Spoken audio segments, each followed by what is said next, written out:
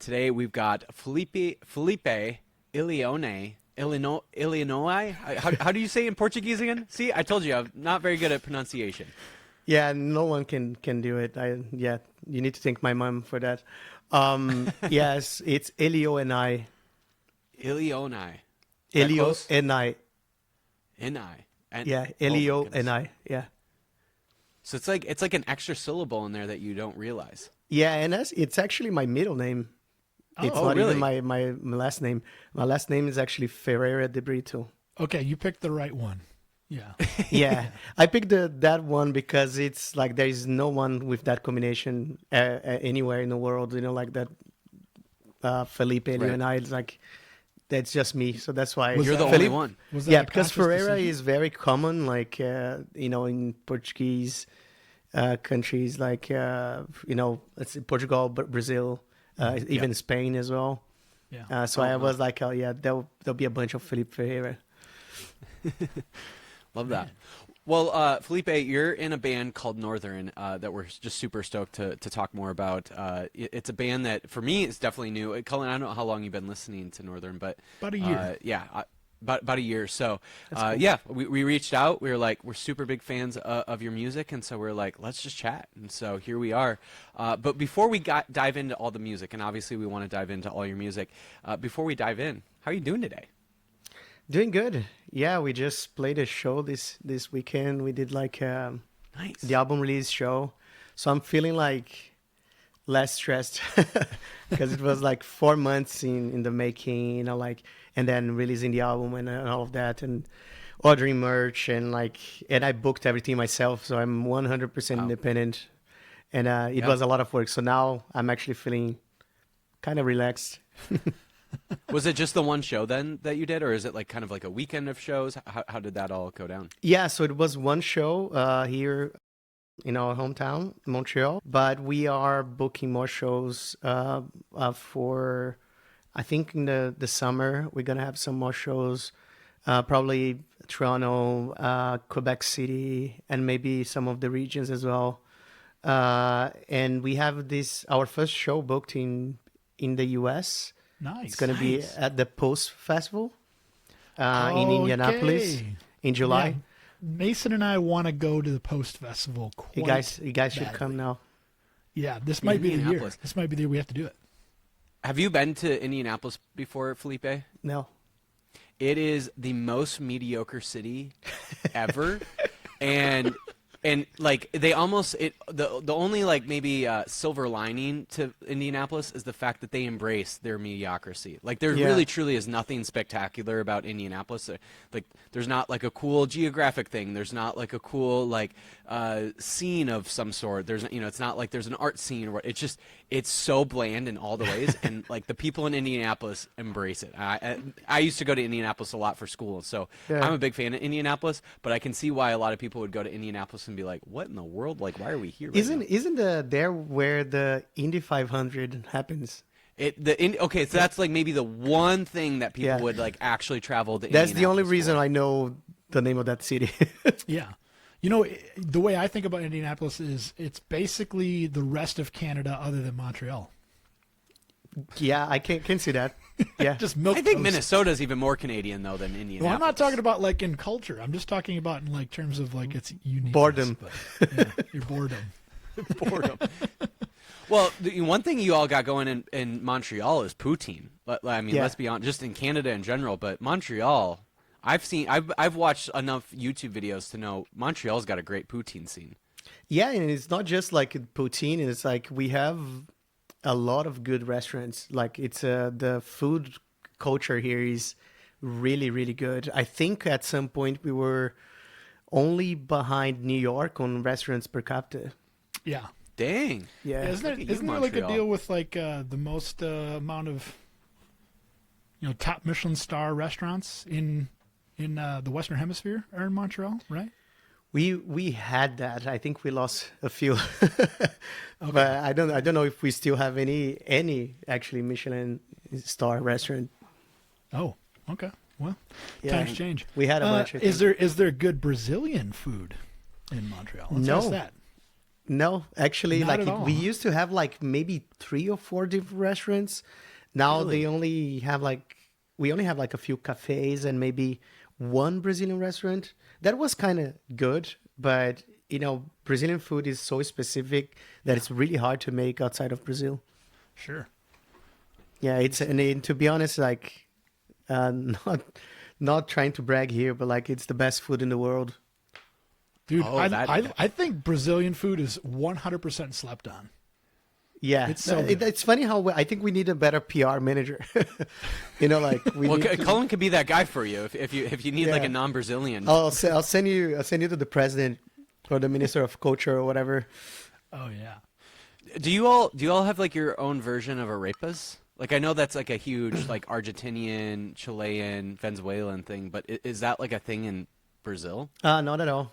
I mean, Really? there is one thing which is completely different from arepas, but which is called tapioca. It's almost the same thing, but it's made with yuca flour. So Oh. it's really interesting. It's very specific to the north of Brazil, and my family's from the north, so we used to eat that a lot Yeah. back I home. do like yuca. A good yuca fry. Yeah, it's so good. Yeah, One of my favorites. a lot of One my Brazilian dishes have that, in the mix. favorites. Oh. Yeah. Y'all like eat that with like some sort of aioli or something? Yeah, like with, man, it's so many things. It's mostly like meat and stuff, like, Yeah. That's what I'm talking about. That's the part Yeah, that's the that's it. best. yeah, it's pretty good. There should be a poutine with yuca fries. That's like you're in right there. I mean, That's your Brazilian- $1 million idea. Brazilians, they appropriate other cultures sometimes, like there's probably a place in Brazil where they're doing that already. Like they take sushi and they put like meat on it. Like they do weird shit. Like Brazilians are funny. They just like it's a sacrilege to other people's food. I don't Mostly think like I the want Japanese to eat ones. gravy Like in Brazil though. I don't want. That yeah. sounds very warm and heavy in the gut. yeah, but Brazilian food is surprisingly heavy. It's Yeah. really, really heavy, but it's not beige okay. like here. There is a little bit more color going on.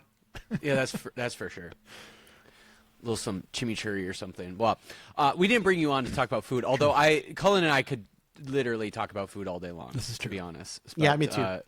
Yeah, but we want to talk about Nrthrn. So before actually we talk about like kind of your involvement with starting Nrthrn and everything. Yeah, I'd love to just kind of hear how you got involved in music to begin with. Yeah. Like, what's that story?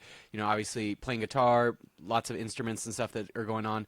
Like, yeah, what was like inspired you to just like, hey, I want to start a band. Yeah, I started playing instruments when I was 6 years old. My aunt, she's a professor at the university, and she's a piano professor and stuff, and she teaches music theory and stuff like that. So like, she taught me how to read music when I was 6, and it's funny because in the first like few months I was already like, when can I play for people? Like when can I go on stage and rock? And it was funny because I for some reason I always felt that I should be there. And then like later in like when I was like a teenager, like around 12, 13, piano wasn't that cool. I was skateboarding, so like I wouldn't join a band and play like keys, like synthesizer. So I learned how to play guitar from like just borrowing my friend's guitar and just for a few weeks, and I learned a bunch of blues scales and whatever, some Creed here and there. You know what I mean? Oh yeah. And This was back in Brazil, right? yeah, that was like, I don't know, 25 years ago when I started playing guitar.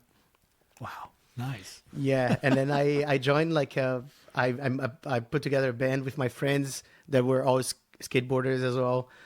That was like when Tony Hawk Pro Skater came out, like the 1 and 2, and the soundtrack was everything to us. So we wanted to play music to skateboard with. And then we started like that, like a punk rock, the easiest stuff we could do. But the funny thing is that like yes, we were learning songs, like learning Blink-182, even like The Cure. We were like going like really broad, anything that was easy to play.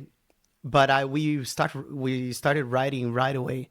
As soon as I knew a few power chords, I was like, I'm gonna learn how to sing, and I'm gonna write some punk rock stuff. That band evolved and then changed the name, and then like we became more post-hardcore band. I found out about bands like Thrice, and because he was singing and playing riffs, and I was like, fuck, this is sick.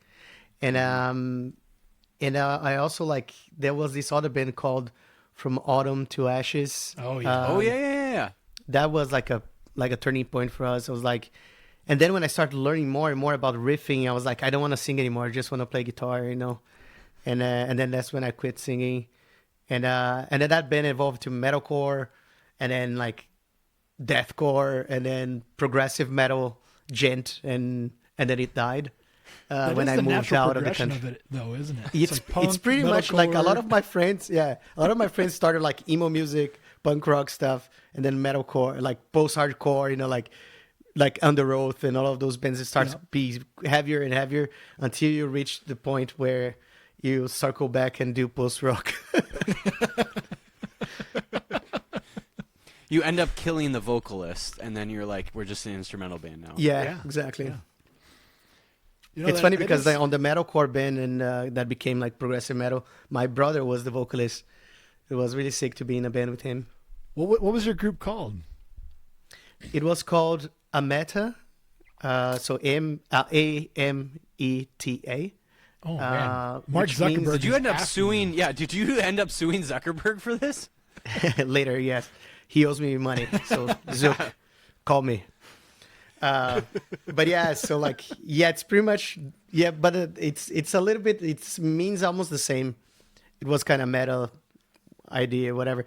A is just an article that means like the meta or whatever. Sure.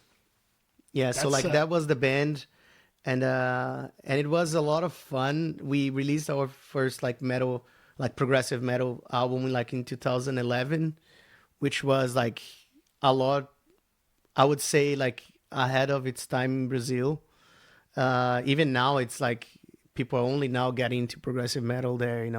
Oh wow. I don't even know like any instrumental progressive metal band in Brazil that is really active. There was one a long time ago, but like I don't know if they play still. But yeah, it was cool to be innovating, but like it was terrible to find shows because no one would understand our craziness. Like the things that we're trying to do.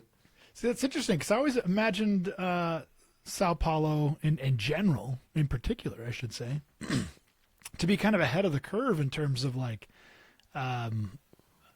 being on the scene for like American music that's kind of rising. But you're saying that's not quite the case, huh? It's not quite the case for progressive metal. I think. Sure.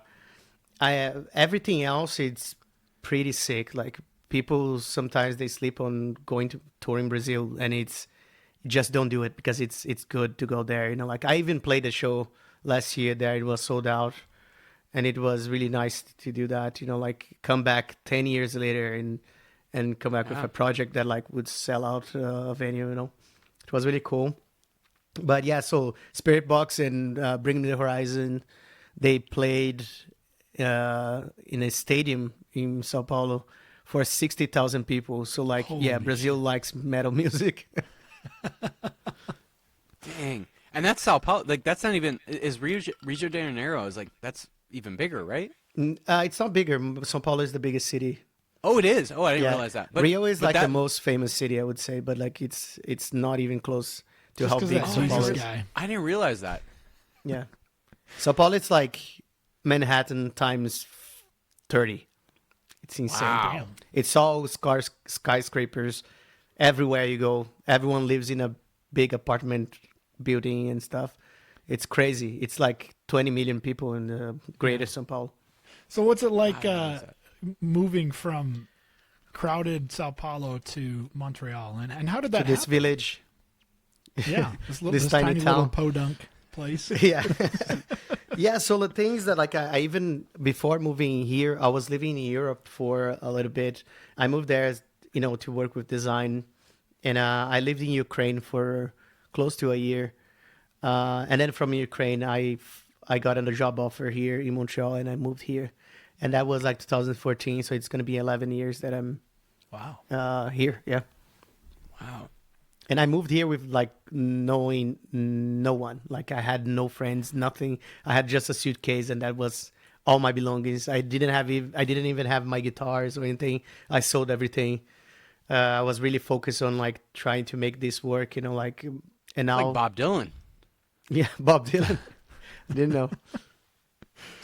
So you move for the design aspect of your creativity, which by the way, I applaud anyone who's willing to make their entire living off of being creative, because that sounds so fucking stressful to me. I can't even imagine. Yeah. I'm like, I hope they like it. I hope they like it. I hope they like it every single time you make something. Yeah. And are you freelance now? Is that the way that works? Yeah, so I've been freelancing for the past 9 years now, because it's part of a bigger plan that I have.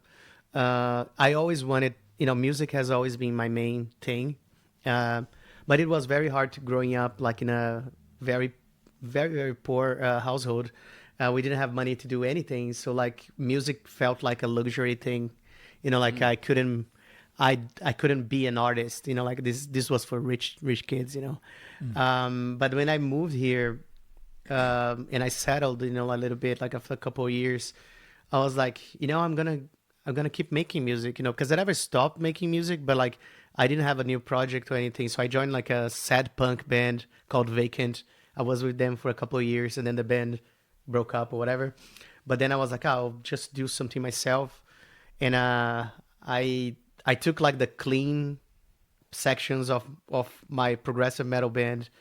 I was like, I'm gonna do something with that, and I start doing live looping and whatever, and that became Nrthrn. It was like a instrumental project that I started. I started like in an afternoon. I wrote like 5 songs in an afternoon, put it on Bandcamp. I was like, yeah, start it. That's the band. That's how you get the Wow. ball rolling. Holy shit. I love Yeah, that. like my girlfriend went on a trip. When she came back, like, what? You have like an EP out? Like I just left for a couple days. I was like, yeah, It's like, what? You're like, I'm Do I need to leave productive more as often? fuck. yeah. Just leave so I can do stuff. Yeah, no.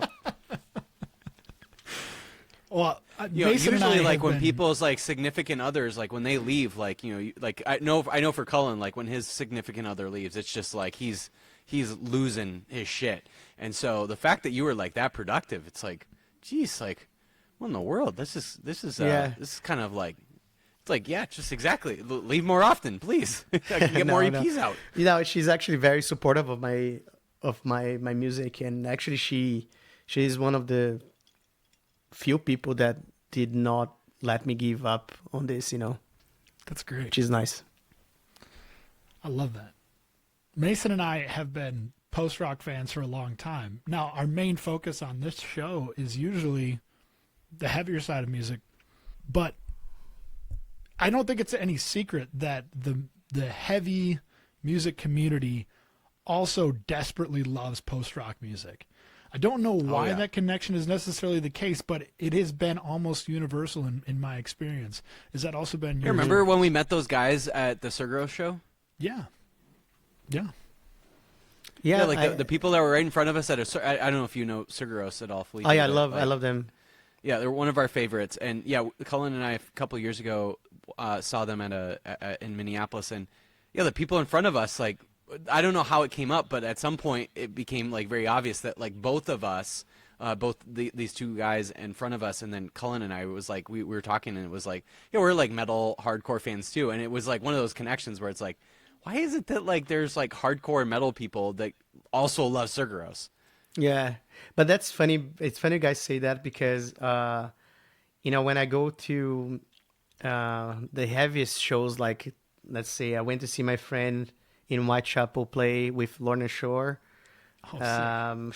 Shout out to Alex, and down that show, like I got recognized by a bunch of people, that like post rock, which is like I would never expect that, but like yeah, apparently it's a thing. Yeah, but I think people like both. Even like that's how I connected with Alex too. Like he liked my stuff. I of course loved Whitechapel, and yeah, so like I have a bunch. Most of my friends are in heavier bands and more progressive, more kind of animals as leaders vibe than Right.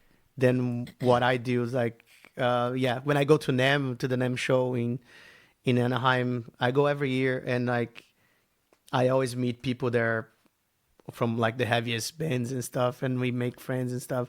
And like it's rare that I find someone that kind of does something that's slightly similar to what I do. I am 100% convinced that more post-rock bands should go on tour with heavy music bands, because Yes. it really is a match made in heaven. If you were to like sit there for like 4 straight shows of just heavy in-your-face music the entire time, if you are over the age of 30, like most heavy music fans are these days, you're probably like, I can't do this anymore. So you need like that like palate cleanser, and if you already Yesterday, like like- post-rock, Yeah. Last night I went to see like a super, super heavy show. I think was like Throne and Varials, Heaven's Gate, and No Oh, yeah. Cure. So they were Whoa. all the same style, all like Right. heavy as fuck. And by the third band, I was outside with my friend. I was like, my back hurts, man. I'm not sure I can make it, but I did make to the end of the show. And tomorrow I'm gonna go see another metal show, Make Them Suffer. They're Yeah. gonna play here in Montreal, and I'm gonna see them. I love that band so much. But yeah, it's hard. Like I would love to, to see more post rock bands like in the mix. Like some bands they are progressive. They do a pretty good job at blending different styles on their lineup. Like a friend of mine, Aaron Marshall. Shout out to Aaron. His band sometimes they get like bands that are not necessarily close to what they do, and I love that. I think it brings like some dynamics to the show. Like, and it's fun to blend a little bit. And post rock is like could fit in a bunch of places. yeah. And I think my latest songs also have a little bit of a heavier side, more Yeah. metal a little bit. So like that could be a bridge, between. Yeah, it's funny because I fell in the same basket of some of the progressive guys for some reason, much by accident. And now I'm like, I feel like I'm gonna end up playing more with like progressive metal bands than post rock bands, to be honest. I think that's a better way to go, to be honest. That's cool. Yeah, I would be happy either way, to be honest. Yeah. Yeah, the closest I've ever seen to like a ticket like that was when I first moved to Minneapolis. Deaf Heaven was headlining, and one of their supporting acts was This Will Destroy You, which is one of my favorite bands. Nice. Yeah, me too. And now I know like Deaf Heaven isn't like exactly like a mosh pit type of band. Like I know that there is kind of this like post type of metal vibe that they have that makes it a little bit more similar to This Will Destroy You. But it's still. I mean, it's and this was like before Deaf Heaven like almost became like almost like a straight up post metal band. Like this is still when they were doing like a lot of black metal stuff. But yeah, it was just kind of it was interesting to like see a band like This Will Destroy You paired with a band like the Deaf Heaven. But also like looking back and like it kind of makes sense. But it's kind of cool that there was that pairing of like a really really heavy metal band, especially when Deaf Heaven was doing black metal, paired with a This Will Destroy You. Yeah, I find it really interesting too. I love Deaf Heaven too. And I think it should happen more often. For sure. Yeah. For sure. I'm It with is you. the genre for Well, let's talk every about. mood. Oh, So it is the genre for That's every true. mood, I think, I mean, you can study to Yep. it. You can rage out to it. Sometimes I work out to it. You can even make love to it, and that's my favorite way to Okay. listen to post Yeah, rock. that's good. Yeah. Yeah. I think it's funny because to this day people say like, oh, it's a cool band, but it would be nice if there was vocals. It's like, have you heard of post rock before? Like, Even like I was looking at the footage from the show. Cullen, when he's making love, is the vocal. Yeah. to your Yeah. music, Okay. by So the way. yeah, Sounds like a see, dying add your own beer. vocals, man. It's like it's a karaoke thing. It's a but choose your own adventure. Yeah. Like yesterday, like when I was looking at the footage from the show, like I heard this guy putting some screams on one of these parts of my sections of my song. I was like, that's funny. Did you give him a Like he mic? just like he just screamed next to the camera like some bullshit or whatever. It was fun to see that. I kind of dig that. You should Well, throw let's a talk mic in about- his face sometime and see what happens. Yeah. Next time that happens. Yes, I mean, who knows? It could end up being great. It could be. Let's talk about the newest album, Lithium. It just came out about a month ago now, and you said that you just played the album release show. Yeah, I'd love to hear. One of the things I'm always really interested, just for whether an artist like has been around forever, that whether they're popular, whether like they're just starting, doesn't matter. I'm always interested, like when an artist who has like already created music and then is now releasing a new album or a new like set of songs, like what is it that they're trying to do different with the new release? And so, yeah, was there anything for this new release that you're like, hey, I was trying to like do this differently, that wasn't trying to exactly sound exactly the same that I've always sound like? So yeah, I'm just curious if that's like if that was a thing you were thinking of, if it was, like what was that? I'm just curious. Yeah, like that's an excellent question. It's funny because I have this idea that I want to do something that that hasn't been done the way I want to do before. Like I don't like I love 80s music. So in this album there is a lot of influences on the 80s side. There's like guitar solos and stuff, things that I never done before with this band. I done with other bands, of course, but like not with this band. So like my first full length was called Ever Create and Destroy. Actually, I have one here because I'm shipping some some CDs today.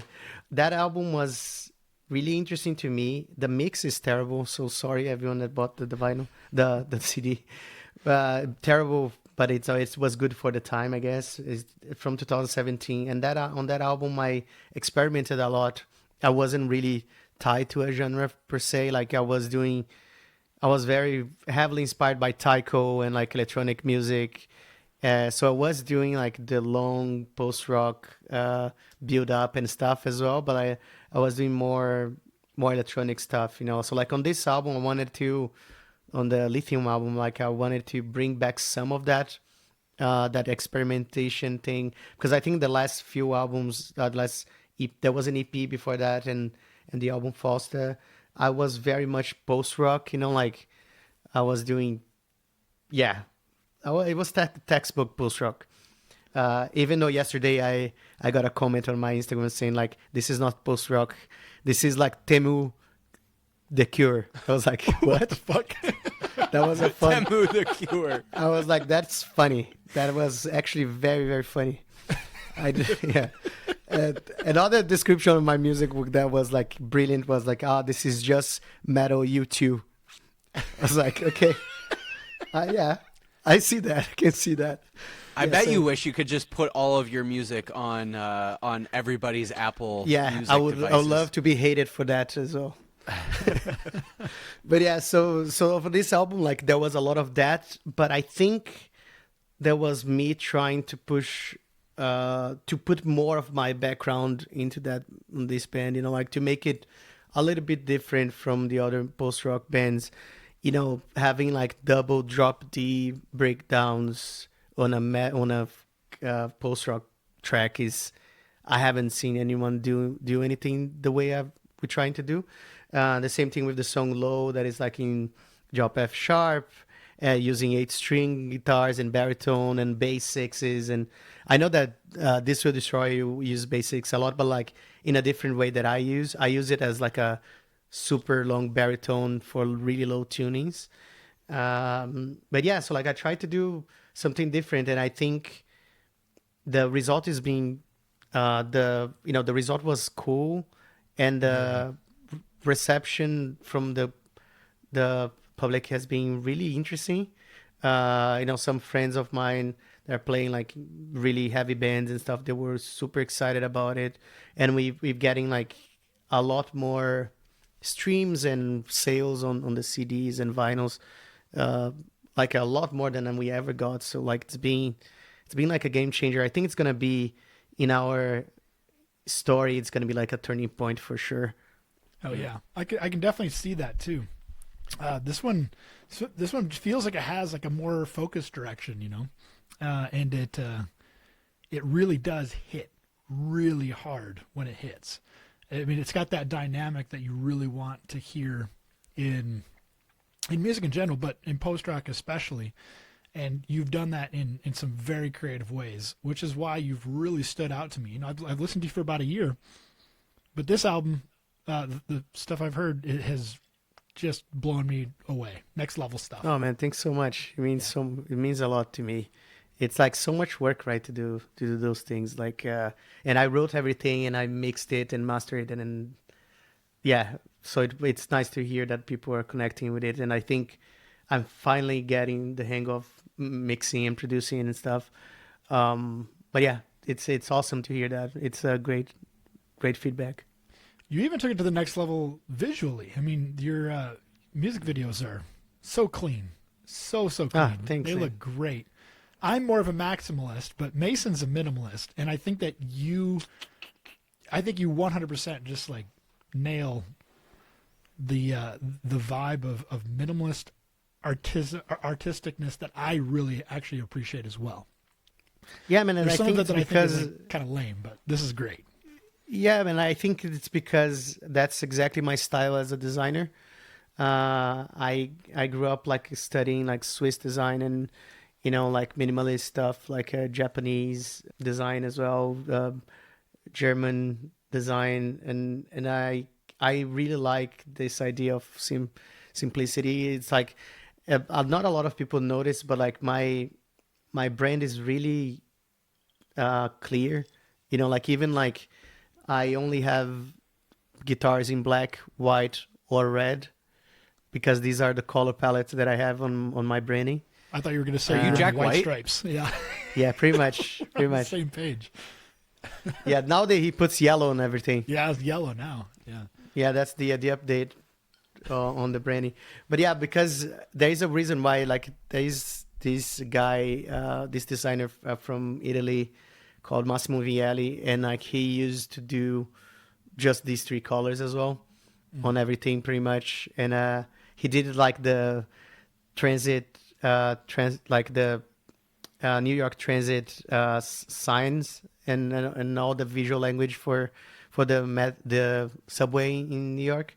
And I have the book about it and stuff. So like I'm a big fan of that, and I try to do everything on that vein. Like for the album covers, I go a little bit off from that because it's hard to just keep the same.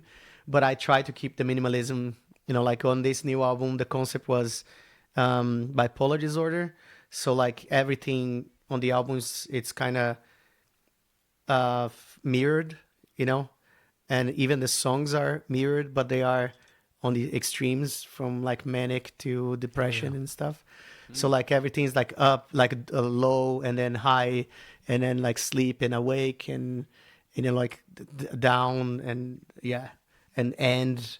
Yeah, so there's like a bunch of stuff that is always like this mirror thing. Juxtaposition. Yeah. Yeah, and like even the circle in the middle is like a big peel, like, and on the back you have where the peel came from, like the tablet, So like, but it's also minimalist that no one understands it, but like I don't care. It's just like, it's just me making art, It's like people they give this the meaning that they want to give to it. I think you can really draw a lot of people in with it, though, if it is minimalist, and the way that you're doing it, especially because it feels much more universal. Yeah, at least to me.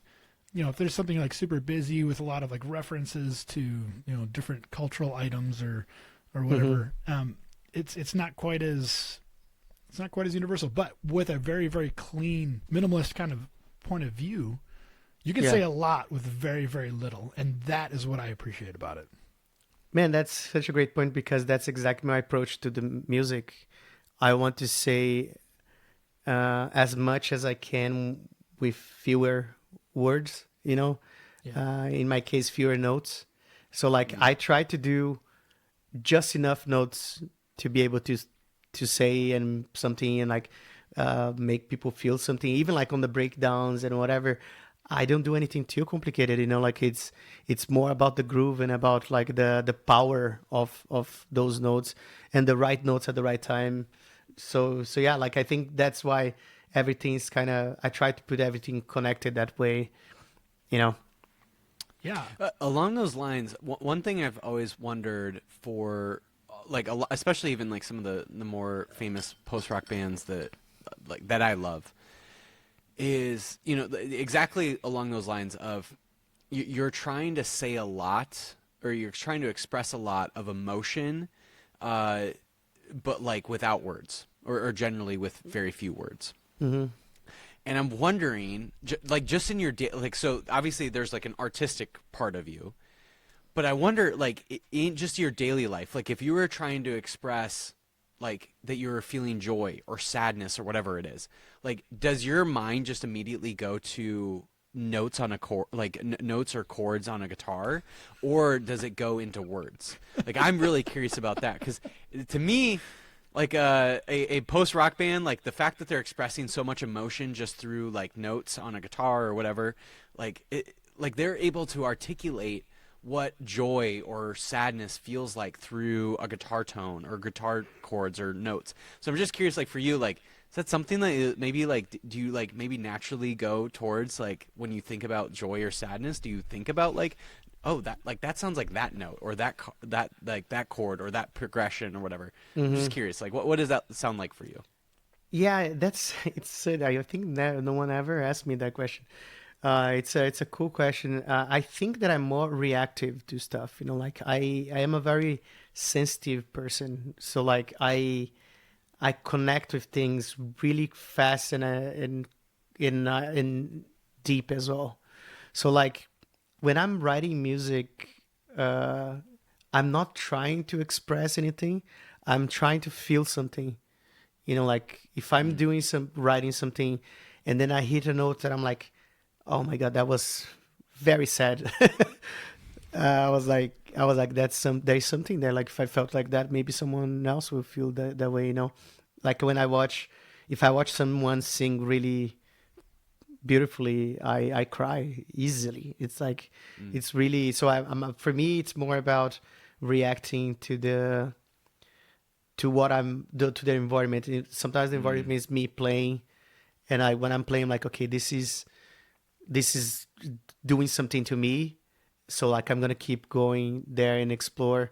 Like I know some music theory and stuff because of my piano background, but like I don't use it at all. Like not at all, but like I would say that I might use for like time divisions and stuff like that. For example, like in one of my songs, "Sleep," it's in 3/4, and I want it to be uh, a lullaby kind of vibe. Mm. And which is a valse is actually, the valse, like the 3/4 dun, dun, dun, dun, dun, dun. This is very, it makes you sleepy a little bit. Like it's very like pulsating and stuff. So like I did a lot of that with "Sleep," but I added like a 4/4 beat in the middle of the song, where the everything else is in 3/4, but the drums is in 4/4. And that's, for me, it's when you experiencing something while you sleep that is kind of out of place. That's why I put it there. But I think that explains a little bit how deep I connect with things, and like, and how reactive I am to do those things. Like, so like expressing myself, my feelings, is a lot harder with words for me than it is Mm. with like trying to write something about it. It's like, for example, my album "Fausta" was dedicated to my mom that passed away in 2019, and that was a year of me coping with with her loss and stuff. And like I was releasing a song every month, until the day of her birthday.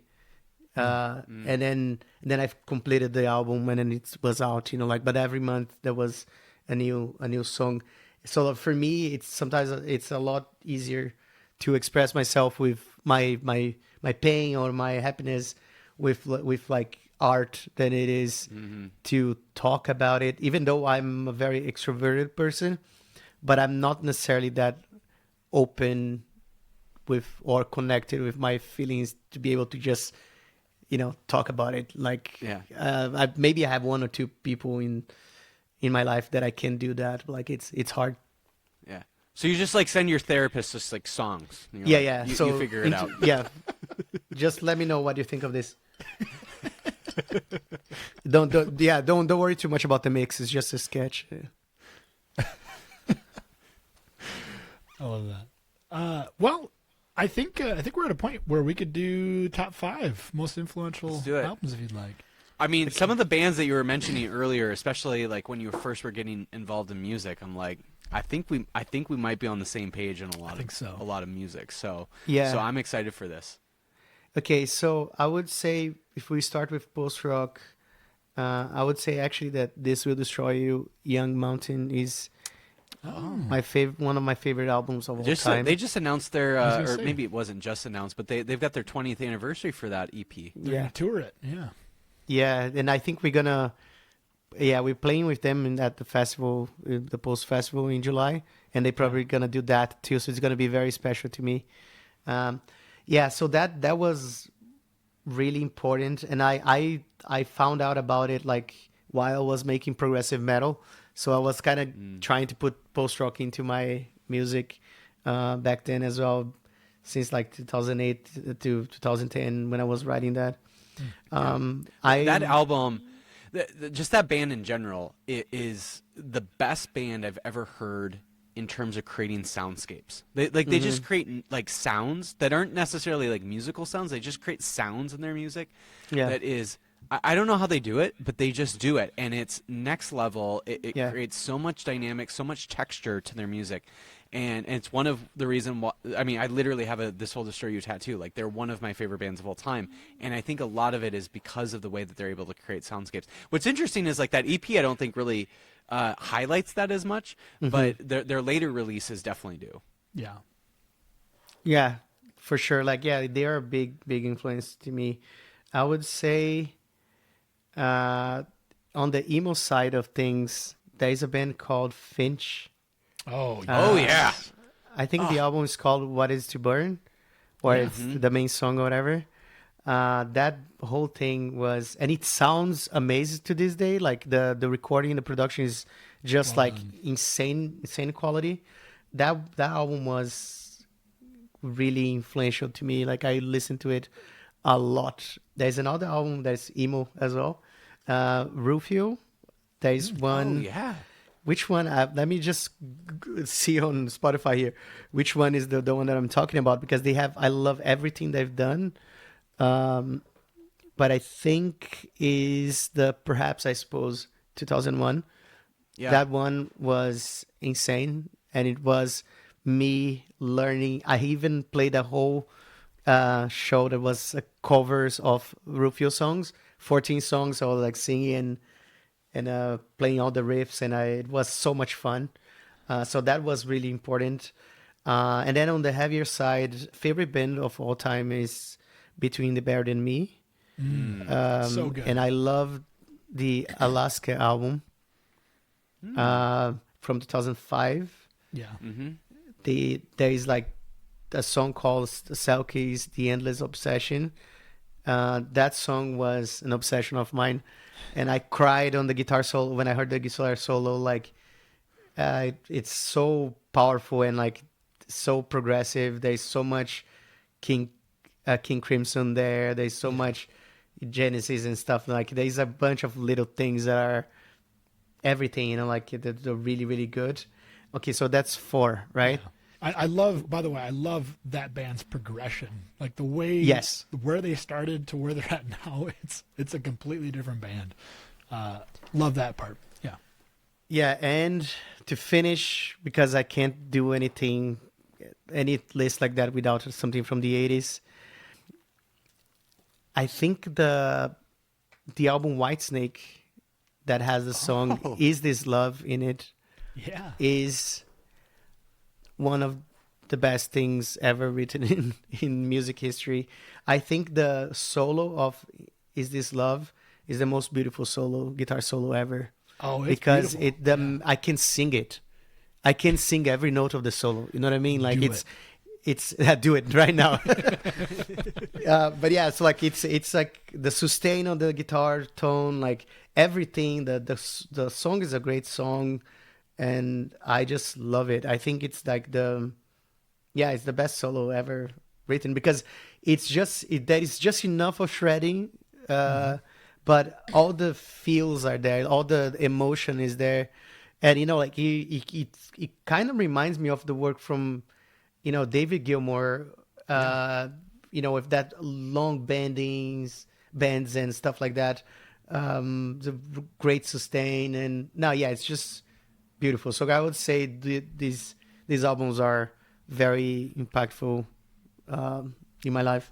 Great call. I also love the Whitesnake call, because that is the most unabashedly sad and sappy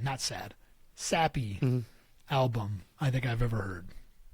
I mean, Yeah, it's Whitesnake, man. Like people, like I listen to so much stuff from the 80s. Like I love Genesis, I love Phil Collins' work, and Peter Gabriel as well. Like sure. I love synth stuff, synth wave stuff. Like my musical taste is really vast. I think there are things that are no go to me, but like What's your no go? What's your no go zone?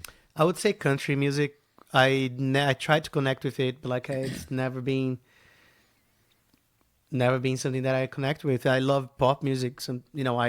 I've been listening to the Sabrina Carpenter album, Short and Sweet, for so long now. Like there are so many cool ideas on production there, and like the vocals are so dry for a pop album.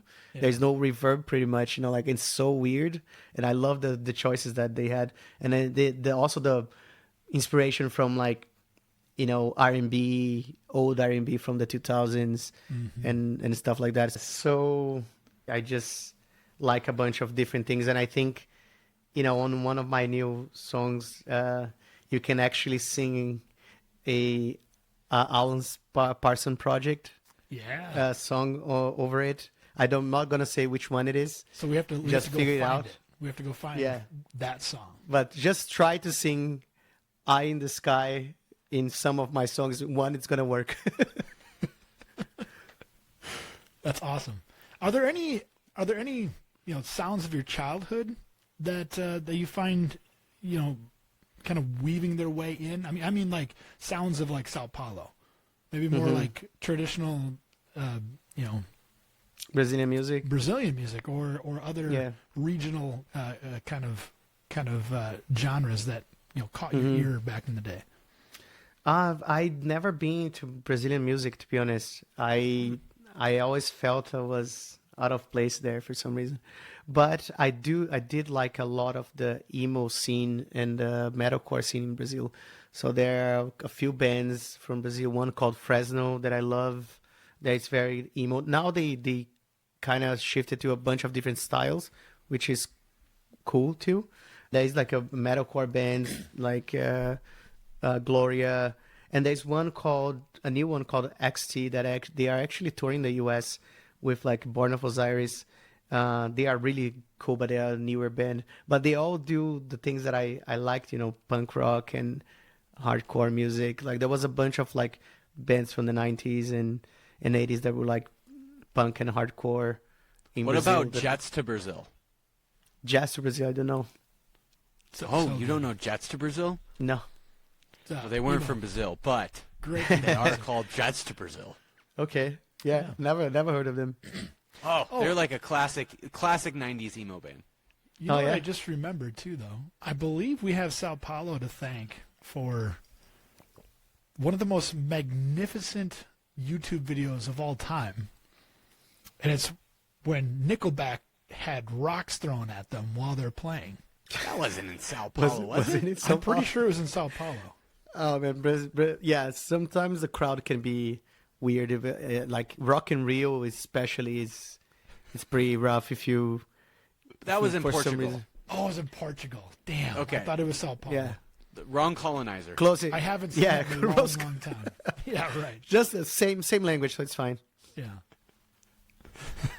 It's been a long time since I've seen that video, but it's a good one. I had to remind everyone of it. Felipe, what would you like to plug? Yeah, so there'll be the release of the post festival that I'm playing in Indianapolis. So come to the show, and yeah, there's something I think we haven't talked about, which is like when like a few years back I actually played guitar on the Blade Runner, the new Blade Runner. No way. Yeah, and that was fun. I met some of the actors. Like Harrison Ford is a lot of fun. He's And, a lot of fun. He always seems like a cranky bastard to me. It's all an act. He's actually the nicest dude ever. Did he ask you Really? to go fly in his plane with him? Because he's an airplane pilot and he's crashed a couple times, so you got to be kind of careful. No, I didn't Especially get that nowadays. invite. I didn't get that invite yet. Dang, soon. Did you meet Ryan Gosling as well? Yeah, he drives really fast. Really? He was a driver in a movie at one time too. I Yeah, think. it's no joke. That's actually a documentary He wasn't about even this acting. driving. He wasn't Yeah, acting. exactly. He was just driving around. Is he as I'm not gay, but is he as pretty in real life? Every as- bit of as it. You would imagine. Yeah, every bit of it. That's And impressive. Harrison Ford too is in pretty good shape for his age, like. And I the only thing I said to him was like, Dr. Jones. I'm sure you love that. Yeah, because Indiana Jones was the best movie growing up. Oh yeah, absolutely. That is so cool though. That music actually makes a lot of sense for what you're doing now. Yeah, I want to do more of that. Yeah. Do you think that kind of synthy noir kind of genre is going to stick around? Yes, 100%. I think it timeless? there is a lot of stuff that is happening in music and film scoring that like has that kind of vibe. And funny enough, I have also met one of the sound designers for the original one, Paul Within. We hang out at NAMM and stuff, and he was the synth tech for Stevie Wonder. So I actually met Stevie Wonder as well. That was weird. Did he Yeah, it was a recognize you? random. Yeah, he looked at me in the eye and said, "Yeah, I know what you did." That's incredible. This is great. I feel like you live a very interesting life, Felipe. And I've always wanted to be 1 degree of separation from Stevie Wonder, and here I am. Yeah, that's true, man. Yeah, like the thing with LA is that, right? Like you can be in a tiny bar, then Stevie Wonder walks in with like a bunch of security, and he just jams and then goes and fucks off. Yeah, LA is it's a crazy place. He's greatest Stevie drummer in Wonder. soul. Do you guys know that? I've seen his drum. He's unbelievable. Dude, he's fucking rips on the drums. That's He cool. should be doing that more often. Anyways. Well, Felipe, man, glad that we got to talk to you. Love Nrthrn. I'm hoping, got to do some convincing of the family here, but I'm hoping Mason and I can come to Post Fest because that sounds like such a blast. It's right up our alley. We love so many of the bands that are on that list. Yeah, We love the new album from you, and I think your design is amazing. I mean, you are Thank you. the total package in terms of a creative monster. I love it. I'm just like out of necessity, like wearing all the hats. Like, how many hats you wear? Like, I was like, yes, I wear all of them. I love it. Well, thank you so much for coming on, man. You've been great, and really looking forward to seeing where this goes. Yeah, man. Thanks for having me. Appreciate it.